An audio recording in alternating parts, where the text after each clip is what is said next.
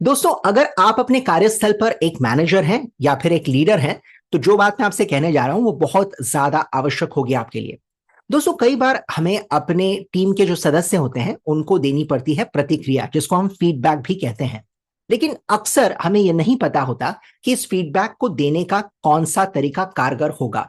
और कई बार लोग गलत तरीके से प्रतिक्रिया व्यक्त करते हैं, जिसकी वजह से बात बनने की बजाय और उलझ जाती है और बिगड़ जाती है। तो क्या सही तरीका होगा, क्या कारगर तरीका होगा जिससे हम अपनी बात अपने टीम के सदस्यों तक पहुंचा सकें, ताकि उनकी जो कार्य क्षमता है वो बेहतर हो सके, उनके प्रदर्शन को और निखारा जा सके। तो इसके लिए एक सूत्र बना है जिसको कहते हैं रैडिकल कैंडर।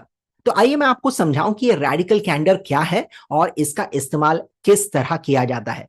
दरअसल रैडिकल कैंडर जो है, इसको एक किताब के रूप में आज से कई साल पहले प्रस्तुत किया गया था। और उसे प्रस्तुत करने वाली जो व्यक्ति हैं, जो लेखिका हैं, उनका नाम है किम स्कॉट। तो सबसे पहले मैं आपको उनके बारे में थोड़ी सी जानकारी दे दूं, ताकि हम इस सूत्र को और बेहतर पहचान सकें और इसका इस्तेमाल भी सही तरीके से कर सकें।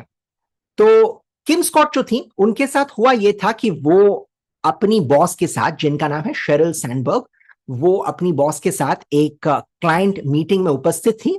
और क्लाइंट के सामने जब वो कुछ बातें कर रही थी, तो क्लाइंट को समझाया जा रहा था कि कैसे काम होता है वगैरह वगैरह। तो किम स्कॉट को लगा कि उन्होंने अपना काम बखूबी निभाया है। और मीटिंग के बाद उनको अपेक्षा थी कि उनकी जो बॉस है शेरिल सैंडबर्ग, वो उनकी तारीफ करेंगी। लेकिन हुआ कुछ उल्टा। हुआ ये कि शेरिल सैंडबर्ग जो थी, उन्होंने एक लंबी चौड़ी सी लिस्ट बना ली जिसमें लिखा था कि किम स्कॉट ने अपनी बातचीत के दौरान कौन कौन सी गलतियां की। और उसके बाद उन्होंने समझाया कि आपको इन गलतियों को सुधारने के लिए क्या करना चाहिए। तो उस वक्त तो किम स्कॉट को थोड़ा सा धक्का लगा। उन्हें लगा कि मैंने तो सोचा था कि प्रशंसा मिलेगी, लेकिन यहां तो डांट पड़ गई। लेकिन उन्होंने एक चीज सीखी, उन्होंने कुछ चीजें जो सीखी, उसी चीजों को बुनियादी तौर पर उन्होंने इस किताब में लिखा है, जिसका नाम है रेडिकल कैंडर। तो किम स्कॉट कौन है? किम स्कॉट वो भी एक कॉर्पोरेट एम्प्लॉई है, और उसके साथ साथ कॉर्पोरेट की जगत में उन्होंने काफी नाम कमाया है, अपने लिए काफी शोहरत कमाई है। और वो एक मशहूर लेखिका भी हैं। उनकी दो किताबें बहुत ज्यादा विकसित और प्रचलित हुई हैं। एक है रेडिकल कैंडर, और दूसरी जो किताब है उसका नाम है रेडिकल रिस्पेक्ट। ठीक है, तो ये दो किताबें वो लिख चुकी हैं। इसके अलावा उनकी खुद की कंपनी है जिसका नाम भी रेडिकल कैंडर है। ये कंपनी क्या करती है? जिन जिन लोगों ने रेडिकल कैंडर इस सूत्र को अपनाया है, उन्हें इस सूत्र को अपने कार्यस्थल पर इस्तेमाल करने में यह कंपनी मदद करती है। तो ये थोड़ी सी पृष्ठभूमि है किम स्कॉट की। तो जैसे मैंने कहा, वो काफी अरसे से कॉर्पोरेट जगत में अपना काम करते आए हैं, और रेडिकल कैंडर के द्वारा उन्होंने काफी लोगों की मदद भी की है। तो जरा और गहराई में समझते हैं कि ये रेडिकल कैंडर किस चिड़िया का नाम है, और अगर हमें इसे इस्तेमाल करना पड़ा तो इसका सही इस्तेमाल कैसे हो सकता है। तो रेडिकल कैंडर में दो हिस्से आते हैं दोस्तों। एक हिस्सा जिसको हम कहते हैं केयर पर्सनली। केयर पर्सनली का मतलब होता है दूसरों की व्यक्तिगत तौर पर परवाह करना। और दूसरा जो हिस्सा है उसको कहते हैं चैलेंज डायरेक्टली, यानी आपको सामने वालों को सीधे तरीके पर एक चुनौती देनी पड़ती है। लेकिन चुनौती का मकसद क्या है? उनकी मदद करना, उनको सुधारना, उनको बेहतर बनाना। तो देखिए, अगर आप एक लीडर हैं, एक मैनेजर हैं, तो आपको ये दोनों चीजें बखूबी निभानी आनी चाहिए। लेकिन ऐसा अक्सर लोग नहीं कर पाते। इसीलिए ये जो रेडिकल कैंडर है, इसको चार हिस्सों में बांटा गया है। ठीक है, तो आइए हर हिस्से को समझने की कोशिश करते हैं, फिर मैं आपको रेडिकल कैंडर के बारे में और विस्तार पूर्वक समझाऊंगा। सबसे पहले जो हिस्सा है वो आप देख सकते हैं, उसको लिखा गया है रूनस एम्पथी। अब एम्पथी का तो वैसे मतलब होता है सहानुभूति। जैसे मान लीजिए, अगर मैं आपको प्रतिक्रिया दे रहा हूं आपके काम पर, आपके प्रदर्शन पर, तो मैं आपसे कह सकता हूं कि ठीक है, आपने जो मीटिंग की उसमें आपने ये गलतियां की, तो ये ना कीजिएगा, है ना। आप उसकी तरफ ध्यान रखिए ताकि अगली बार से ऐसा ना होने पाए। तो यहां पर क्या हो रहा है? यहां पर मैं आपकी भावनाओं की कद्र कर रहा हूं।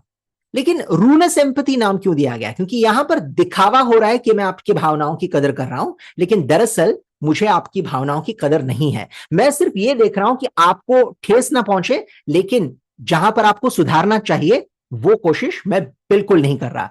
तो मैं सिर्फ ये देख रहा हूं कि आप रोने धोने ना लग जाएं, या फिर आपको बुरा ना लगे। अगर आपको बुरा लगा तो आप मेरे बारे में क्या सोचेंगे।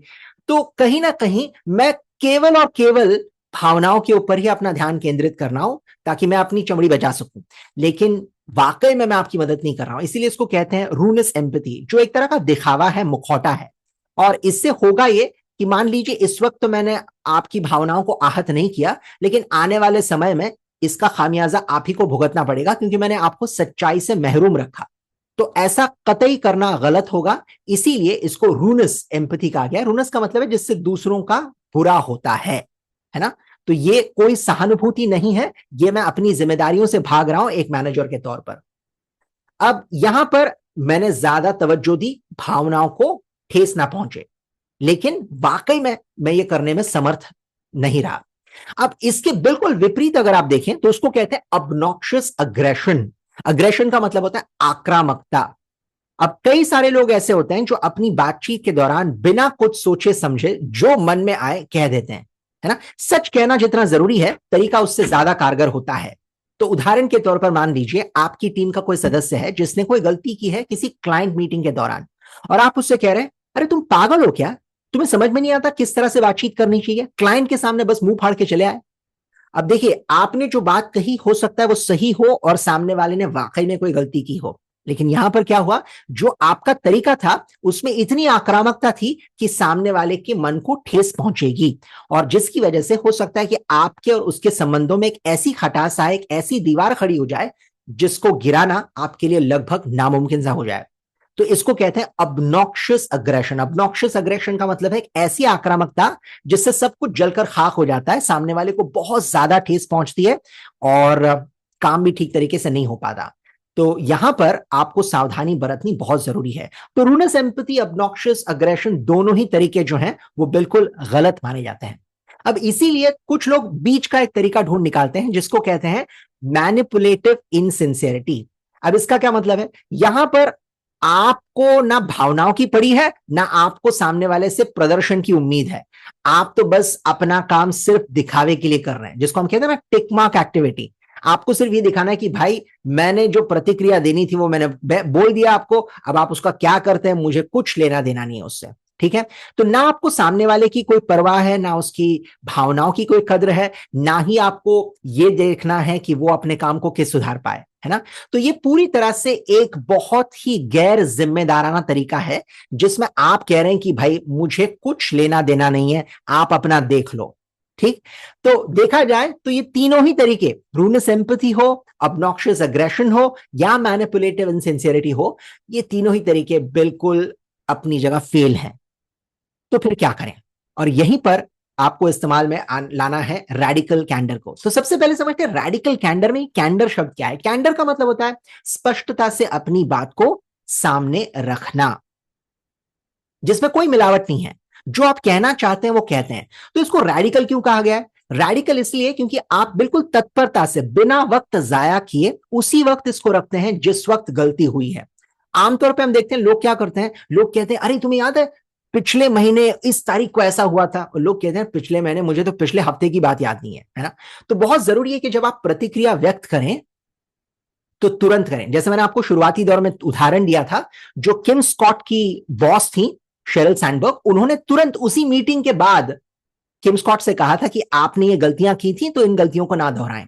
उसी तरीके से जब आप भी किसी को भी प्रतिक्रिया दें, ये जरूर कोशिश करें कि जितनी जल्दी हो सके, जब तक सामने वाले के जहन में वो बात अब तक ताजा है, उसी वक्त उसकी प्रतिक्रिया को व्यक्त करें। इसको कहते हैं रैडिकल, स्पॉन्टेनियस, उसी वक्त।